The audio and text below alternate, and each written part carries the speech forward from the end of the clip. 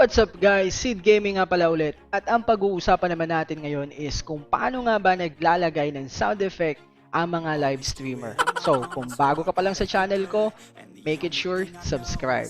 Ang unang-una mong kailangan is dapat meron kang voice mode application. Ito yun siya. Ito yung ginagamit pang-add ng sound effects. At the same time, you can also use this one to modify your voice. Yung nag-change ka ng boses. So, ito din yung ginagamit. So, ito yung itsura niya. So, dito sa third tab, dito ka makakapaglagay ng mga sound effect. So, pwede mo ding i-adjust yung volume ng sound effect mo or pwede mong hinaan lang para hindi masyadong sumapaw sa boses mo. And paano nga ba? So, ang unang-unang mong gagawin is mag-download ka lang sa YouTube. Ito yung napili ko. Sound effect, laughing out loud. So, kapag click mo siya, pakinggan natin.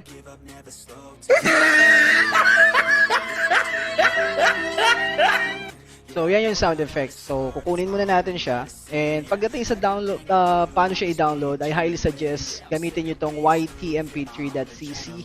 Kasi kahit minsan like, yung hindi mo siya ma-download, dito mada-download mo. So, ganyan mo lang siya, convert. Then, click mo lang yung download. At since naka-download na siya sa akin dito, buksan na lang natin siya.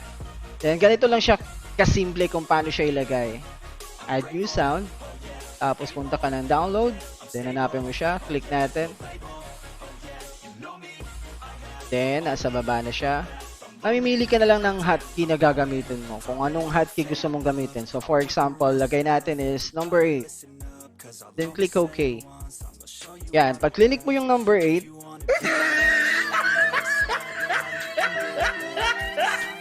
gagana na kagad siya. Kahit pa naka-close yan siya. So, ganyan ang ginagawa ng mga live streamer kapag habang nagla-live stream sila tapos pipindot-pindot na lang sila dyan sa keyboard nila. So, katulad nito, may mga nakasetup na kasi sa akin ng mga sound effect dun sa ano natin. So, try natin sila. For example, this one.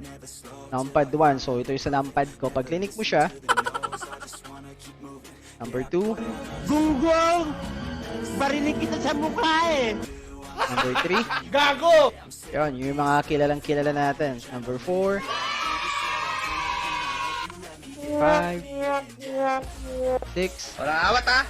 Wala awat ha! So, yun yung mga kilalang sound effects. So, ganun lang siya kasimple gawin, guys. Unang-una mong gagawin, download sa YouTube, tapos download mo dito, then add mo siya dito sa sound. So, simple lang siya. So, ganun lang siya kasimple gawin. So, kung tingin mo nakatulong talaga to sa'yo, follow me at my Facebook page at www.facebook.com/SidGamingCommunity. Peace out!